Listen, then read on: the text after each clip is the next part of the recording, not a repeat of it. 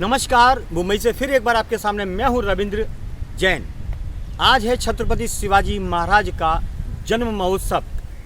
19 फरवरी 1630 में महाराष्ट्र की भूमि में उनका जन्म हुआ था।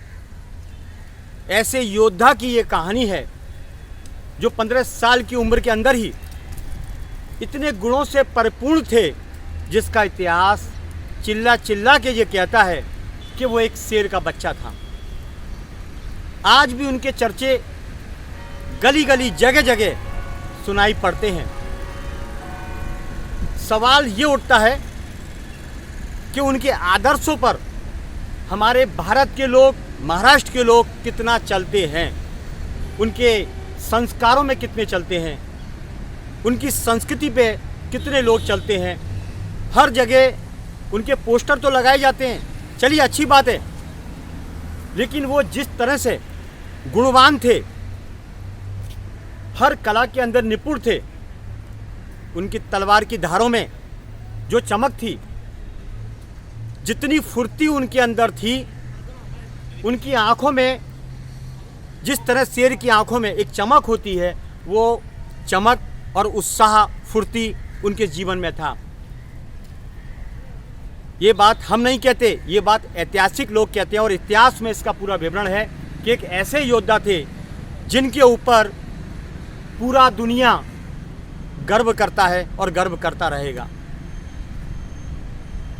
हम तो महाराष्ट्र के लोगों से एक बात बोलना चाहेंगे, क्योंकि इस भूमि में छत्रपति शिवाजी महाराज का जन्म हुआ है और इतिहास दुनिया पढ़ती है। हम तो उनसे सीखते हैं, क्योंकि कहीं ना कहीं हमारा खून भी उनसे जुड़ा हुआ है। लेकिन हम उन नेताओं को कैसे समझाएं जो उनके पोस्टर के माध्यम से अपनी राजनीति चमकाते हैं। तो छोटा सा एक दुख का विषय है, ये बात मैं सरकार तक पहुंचाना चाहता हूं, और मैं क्यों पहुंचाना चाहता हूं, इसकी बात को गौर किया जाए। उनके पोस्टर को एक सम्मान का दर्जा दिया जाए, क्योंकि कुछ लोग महाराष्ट्र के नेता ऐसे हैं कि उनके पोस्टर के साथ अपना पोस्टर लगाकर अपनी राजनीति को लाल पीली करते हैं, राजनीति चमकाने का काम करते हैं। और वो पोस्टर कभी शौचालय पे लगा देंगे, कभी गटर के ऊपर लगा देंगे, या कभी बियर बार की दुकान के ऊपर लगा देंगे, कभी दारू के अड्डे पर लगा देंगे। तो उन नेताओं को शायद इस बात की अक्ल नहीं है, या वो पता नहीं किस खून के हैं, कि कम से कम महाराष्ट्र में रहकर हम ऐसे महापुरुष का अपमान तो ना करें कि पोस्टर शौचालय पे लगा दिए जाते हैं। हालांकि कानून भी हमारा अंधा है, ये तो दुनिया जानती है कि भारत का कानून अंधा है, क्योंकि इसके पीछे कई सारी लॉजिक पिक्चरें बन चुकी है कि ये अंधा कानून है, ये गाना भी बन चुका है। तो कानून तो अंधा है।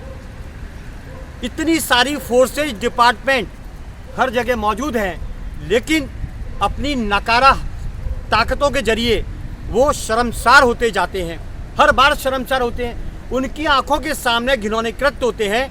उनका कहना है कि रिपोर्ट दर्ज कराइए, रिपोर्ट दर्ज कराइए। हमारा मानना है कि कानून का मतलब ये होता है कि कहीं भी अगर गलत होता है तो आप तुरंत प्रभाव से एक्शन लीजिए, उस चीज़ को रोकिए। माननीय सर्वोच्च न्यायालय का हम धन्यवाद करते हैं कि महापुरुषों के पोस्टर और धार्मिक पोस्टरों पर उन्होंने हमें एक अच्छा मजबूत कानून दिया है। 295 इस सेक्शन की धारा दी है कि धर्म का अपमान या महापुरुषों का अपमान अगर कोई करता है तो उसके ऊपर संज्ञान लिया जाए।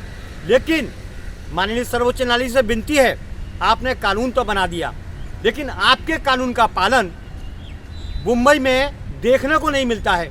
जैसे आपने कानून बनाया, फुटपाथ पर अवैध कब्जे नहीं होने चाहिए, क्योंकि वो जनता के चलने की जगह है, फिर भी होते हैं, क्योंकि इनमें कहीं ना कहीं गंदगी नेताओं के खून में भरी हुई है, जो हफ्ता वसूली से अपना जीवन चक्र को चलाते हैं और शाम को बोतल लेके पड़ जाते हैं। ये बड़ा शर्म का और दुखद विषय है कि जनता को जनता नहीं समझते हैं।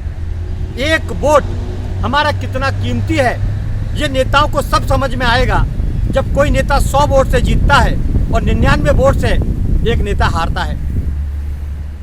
हमारे नेताओं को जनता की पड़ी नहीं है।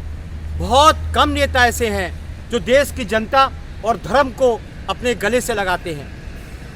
99% हमारे भारत का नेता सिर्फ अपनी अय्याशी में पड़ा रहता है, पेट भरता है, पेटियां भरता है, अपना गड्ढा भरता है।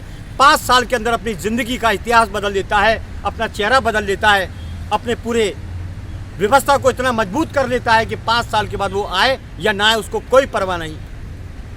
आम आदमी की ज़िंदगी कोर्ट की तारीखों में निकल जाती है। आम आदमी की ज़िंदगी हॉस्पिटलों में चक्कर काटते काटते निकल जाती है। आम आदमी की ज़िंदगी सरकारी डिपार्टमेंट के अंदर चक्कर खा खा के निकल जाती है। लेकिन भारत का नेता, सिर्फ भारत का नेता ऐसी अय्याशी करता है, ना वो काम करता है देश के लिए, ना वो जनता के लिए रोता है, ना वो जनता का काम करता है, सिर्फ अय्याशी करता है। वादे वादे वादे, एक नंबर का झूठा।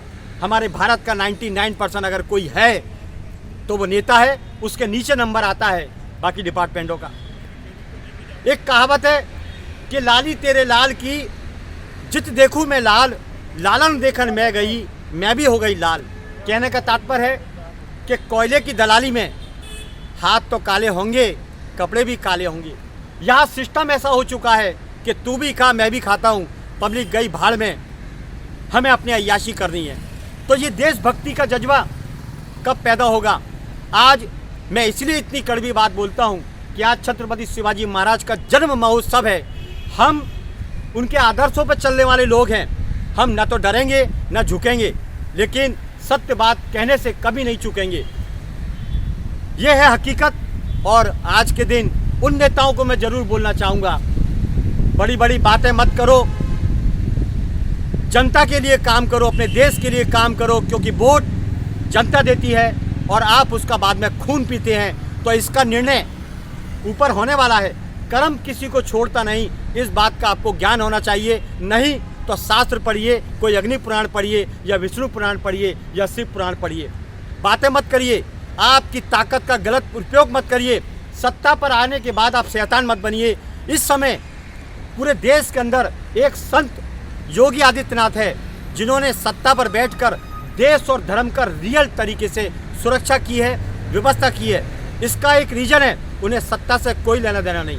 न तो वो अय्याशी में पड़े रहते हैं, न वो फालतू इकट्ठा करने का काम करते हैं। उन्हें सत्ता से कोई लेना देना नहीं, लेकिन अपने देश की संस्कृति, देश के धर्म को और मानव जाति को बचाने का काम करने वाला अगर कोई शख्स है तो इस समय योगी आदित्यनाथ उत्तर प्रदेश के सीएम हैं।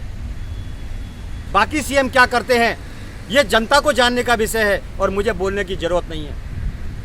महाराष्ट्र में सुधार आना चाहिए कि शौचालय के अंदर देवी देवताओं के पोस्टर लगाए जाते हैं। ये शौचालय है कस्तूरबा गांधी चौक शौचालय, जहाँ पर गणेश जी के पोस्टर लगाए जाते हैं, छत्रपति शिवाजी महाराज के पोस्टर लगाए जाते हैं। लेकिन नेताओं के कानों पर जू नहीं झींकता, नेताओं की बुद्धि पर पत्थर पड़ चुके हैं। नेता ऐसा लगता है लाचार हो चुका है। चलिए बस इतना ही काफ़ी है।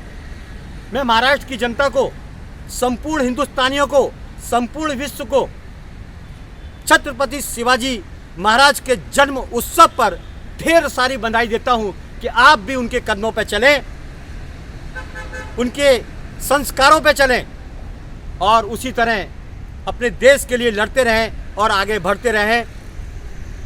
जय हिंद, नमस्कार, जय महाराष्ट्र।